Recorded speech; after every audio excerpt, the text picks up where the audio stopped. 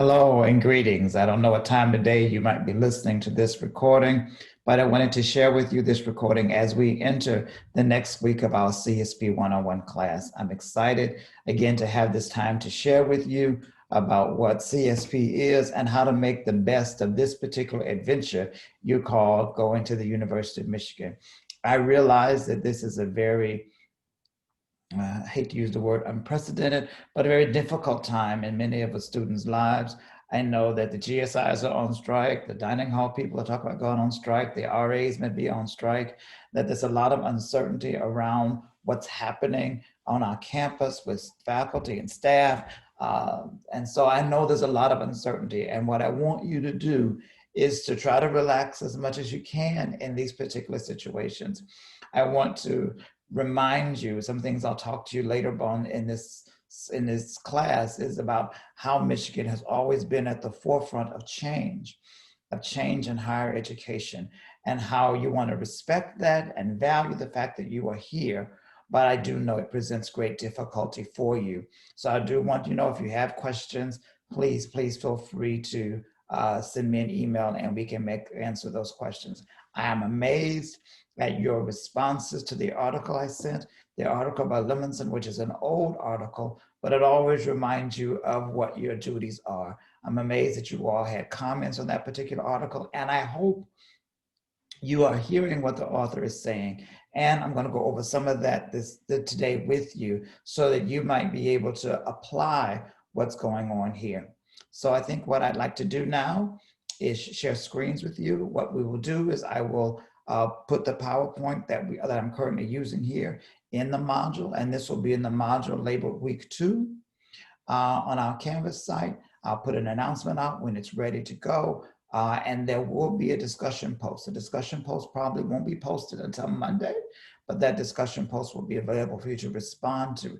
There's some work I want you to do beforehand as you do that particular discussion post. So let's get started here as I share my screen with you.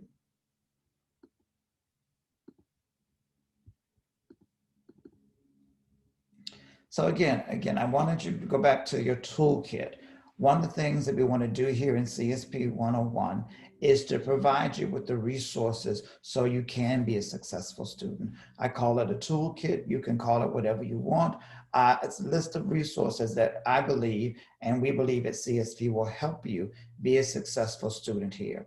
And so one of the things I want to do is go over that welcome survey that I gave you. There's some really interesting things that I want to draw your attention to from that particular survey. First of all, 84% of the students in this class said they were Michigan residents, and only about 16% of them said they were out of state or international students. One person said they were in Puerto Rico. I find this very interesting because as things change in higher education, the University of Michigan has moved to have an in-state, out-of-state split to I think the actual numbers are 51.1 in-state, 49.9 out-of-state. And so we moved to have more out-of-state students than in-state students. And so to have this class have 84% of you be in-state is just interesting to me. I also find that 63% of you are currently in Ann Arbor, which means you are here on campus or living off campus doing your work. And about 37% of you are living somewhere else outside of Ann Arbor. I don't know if that's Ypsilanti. I don't know if that's Washington, D.C. I don't know if that's Puerto Rico, but you are experiencing this class outside of the Ann Arbor environment. I can understand why you would want to do that, but I just find it interesting to know that more than 2/3 of us are here on campus, while the rest of us are someplace else. And I think that's about the average for the university this year. We're finding that somewhere between 60 and 65% of our classes were going to be remote, and the other percentage were going to be in person. I think the most common interests or areas of major are usually the biological pre-health sciences. So I listed anything like CMB and neuroscience and chemistry and biology, VCN, all of those pre-health majors that people might want to do. It's interesting to me because the University of Michigan provides more students to medical schools across this campus than any one other school in the country. We are the top feeder for medical schools across the United States.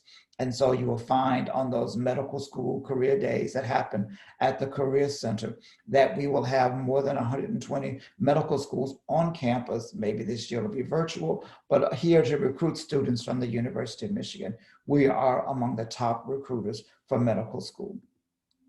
Another 30 of you wanted to do business management or some sort of public relations work. So I just kind of put those all into one category. I do know that Ross is expanding and maybe increasing the number, trying to think about increasing the number of students they can have and worrying about how this online process is helping them. Another about 27% of you are undecided, which is fantastic. The best student here are those who are undecided because you have the whole curriculum to choose from and so many options to take advantage of. Finally, the largest group was political science, or some students interested in pre-law. Again, we do send a lot of students to law school as well, but it is a very popular area of interest here amongst you in this particular course. The most common concerns. I asked you to tell me about what you were concerned about this particular semester, and the most common concern was COVID-19. I agree, I'm concerned too. I think it's important for you to know that the university did what it could to provide a public health informed semester for us.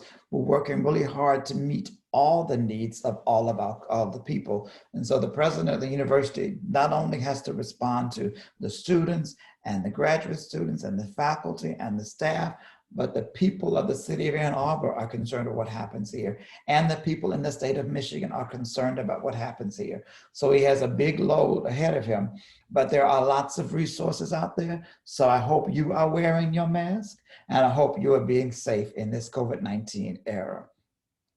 The other concern people had was just being a successful student. What happens if I get an academic difficulty? What happens if I can't keep up with the pace of courses? Can I really do well? Most of you were very, very, very, very good students in high school or the colleges from which you transferred to Michigan from. We don't take scraps. We take the best and the brightest everywhere. And so you were probably at the top of your class. And now you're in a population of students where everybody was the top of their class. And so we have to find a way to keep up with that pace and still be successful.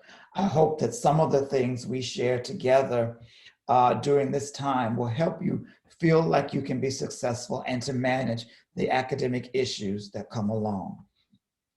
The other thing is very important as well, fitting into this environment, acclimating to a large research institution, and finding some sort of social extracurricular outlook. University of Michigan is a big place. There are a lot of people on this campus. And so you have to find a way to fit in. And actually, the research tells us that the sooner you feel comfortable, the sooner you find community, the sooner you fit into a place like the University of Michigan, the more successful you're going to be. Acclimating to life here at Michigan means finding my connections, finding my niche, if you will, finding those people who will support me and people that I will support. And so that's a concern for many of you. Then I ask you the most common questions. What are some questions you might have as we go forward? The most common questions, one was, how long does it take to feel comfortable at Michigan? Well, I've lived here a long time and I still don't feel comfortable, but I adapt to the place that I am in. And so I think what you look for is not necessarily the same kind of feeling you felt at home comfort, but you feel comfortable in a new situation. One of the things about college that's important is that you understand that it is about adapting to new situations. That's the key, one of the keys to success.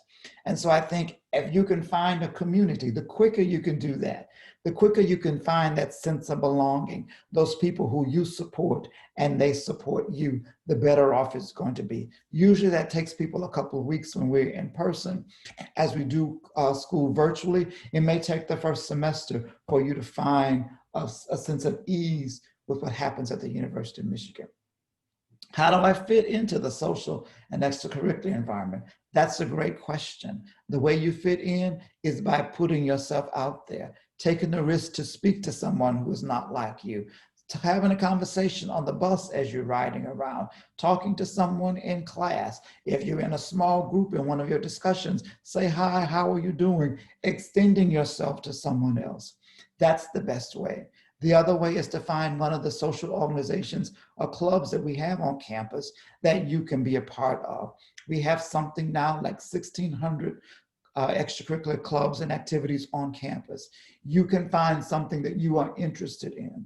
If that's squirrel watching, we got a club for that. If that's playing Quidditch, we got a club for that. If that's chess or boxing, we have a club for that. The other good thing about student life is that if we don't have something that you like, you can find 7 or 8 of your friends and you can start your own thing. And so fitting in here is easy to do if you extend yourself. What are the traditions at Michigan? Unfortunately, most of you did not have an in-person orientation, so you didn't get a chance to walk around and figure out what was going on. There is the tradition that if you step on the block M on the diag, you will fail your first Blue Book exam. That in order to have success at the University of Michigan, you need to walk through the fountain that is in front of the Michigan League. That's one of the traditions here. But the biggest tradition at the University of Michigan is success. We are about educating successful students to be successful people in the world. We have the largest living alumni body in the world, not the country, in the world. And our alumni are extremely supportive, but we are about educating them and for you carrying that Michigan tradition out into the world. And so it's really amazing how recognizable the Block M is. I took a group of students to Ghana, West Africa, for a 2-week trip.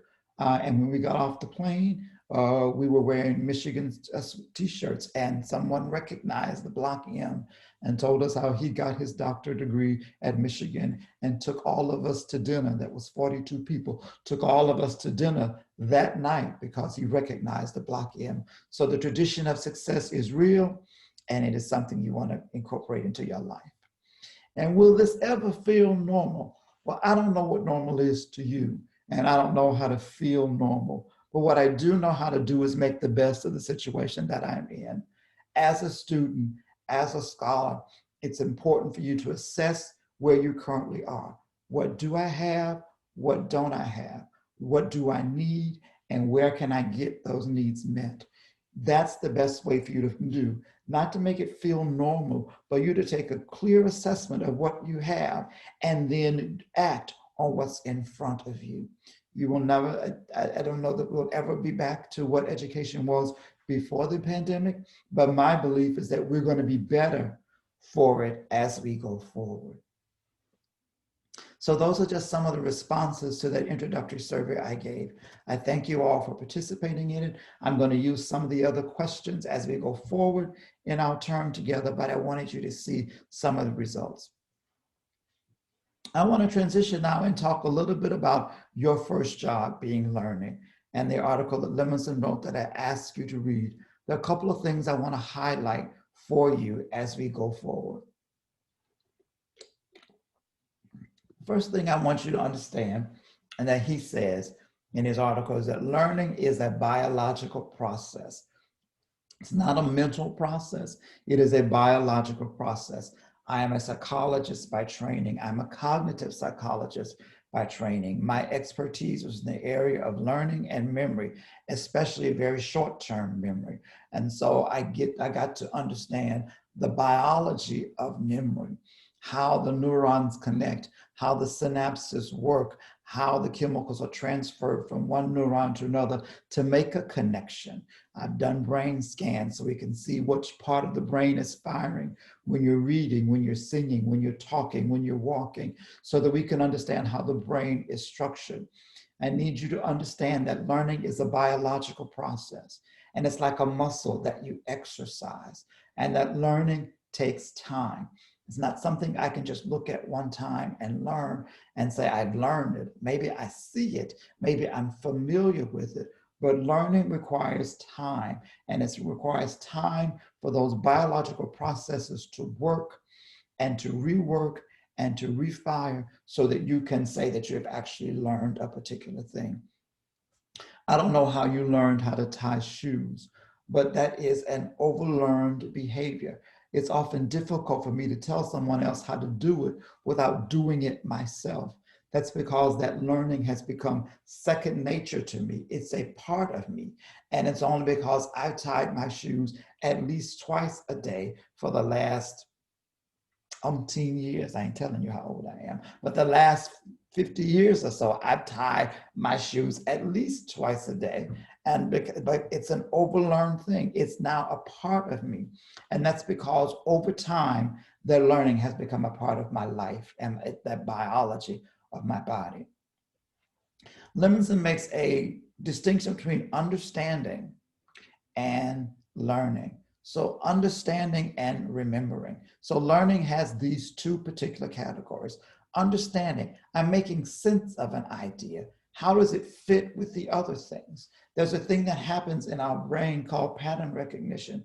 So whenever I see something new, the first thing my brain does is try to connect that with something else I've already seen in my brain so we can have those particular connections. That's the way it works. And so it's important for you to understand that it's a neurological connection when I understand things. What we're asking you to do in learning is to make new connections between new information so that they will all fit together in some new way. The other part of learning he mentions is remembering. Not only do I have to understand things, but now I have to recall it and relate it and give it back to someone else who's evaluating my work. It's important for you to understand that memory is constructed over time. Sleep is the best thing for memory. If you don't get good sleep, your memory system is going to be challenged. One of the issues with insomniac is that the memory systems begin to fail, and that causes anxiety and causes other issues. So memory takes time. They are reconstructed over time. When you sleep, your brain is working, reinforcing those new connections that were made throughout the day, comparing those new connections to old connections you already have. It takes time you have to spend time with an idea in order for you to remember it correctly. And if you don't practice it, you will not understand, you will not be able to recall what you have understood. You have to practice it. That's why it's important to talk about what you're learning, to talk about what you're doing, to study in groups, because that causes you to practice those things. I read it, I hear it, I write it, I feel it. Practicing that memory, that new knowledge is something that you need to be able to do.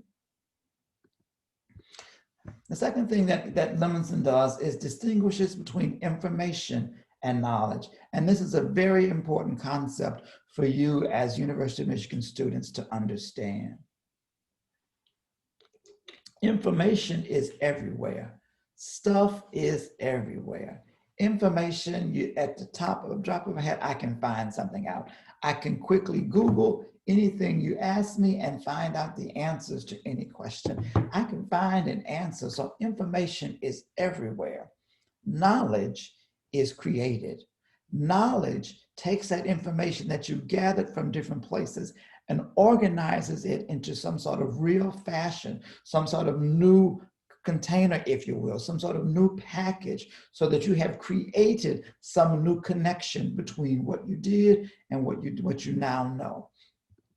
You must make new neural connections in order for knowledge to be created, and that takes time. It takes time for me to sit with a benzene ring, if you're taking organic chemistry, and understand what that benzene ring is, and practice it and understand what happens there in order for me to understand how that might be applied in a new way. For those of you taking calculus, I know the rules of differentiation. I know those things that happen with those things. But if I can't apply that to a novel situation, then all I have is information. And I do not have knowledge. The thing that you must understand is that most of the courses at the University of Michigan are going to ask you to apply knowledge, not just recite information. They're going to ask you to take the practice problems you've worked in class and now apply that in a novel situation.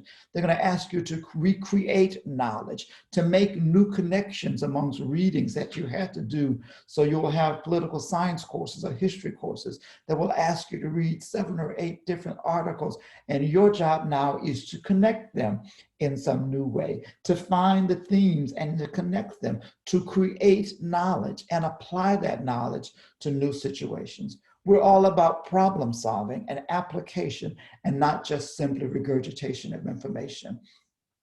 One of the things that students often have difficulty with at the University of Michigan is this desire that we have as faculty and staff for you to apply knowledge, to create knowledge, and not just tell me new information that you found somewhere on Wikipedia.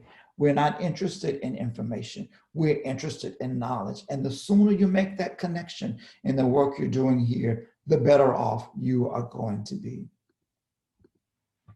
I wanted you to pay close attention to Lemonson's conversation about the value of time. The value of time. It takes time for memories to be created. It takes practice for you to be able to recite those things you've remembered correctly. It takes time for the neural connections to work in your head. And if you don't feed your body right and rest your body right and exercise your body correctly, you won't be able to do the best you can. You might be able to get away with doing some things, but you won't be able to do your best. How you use your time is essential. Some of the things we did on the syllabus mapping quiz was for you to begin to examine how you use your time. If you can get a handle on how you spend your time and where time is wasted, you're going to be a better student at the University of Michigan. I want you to take note of Lemonson's recommendation about how you use time, how and why we take notes, the whole idea of studying and when and where to study, how to take exams. There is several articles right now in the press about taking notes. And so many people are taking notes on computer. But what the psychologists are finding is that if you take notes by hand, the process of writing by hand increases memory. I don't know why it's different from typing, but the fact that I'm writing words by hand increases the recall of the information that you write down. And so Lemonson has some great resources for you to look at, some great things to do to think about how you're studying. Am I studying the same way I did in high school or at my community college, or am I doing a different way of studying now? Am I studying the same way, or is the information that I now have to take in, the knowledge I now have to create, is that asking me to study differently? I can't just highlight my book and think that's all I need to do. I need to read my book. I need to highlight my book. I need to summarize what I have read. Because what someone's going to ask me is not, what did you read? But they're going to ask you, what did you think about what you read?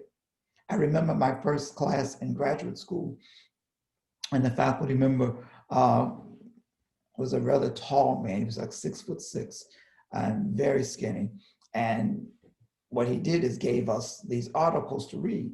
And he came in the next day and he sat down and looked at us and said, "So what do you think?" And all of us in the class began to recite what the article said, the layout of the data that was collected, the research methods. And he said, "I didn't ask you what the article said. I asked you what you think."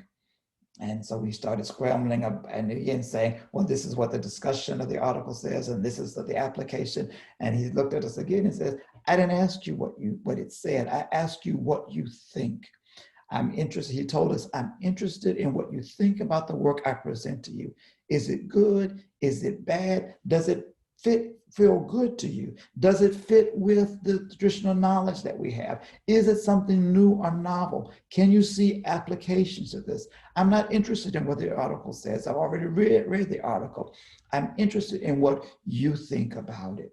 And so our faculty are always interested, not just in you enjoying a reading or, or just finishing a reading. We're interested in what you think about that reading and how what's in that reading might apply to knowledge you already have in your life.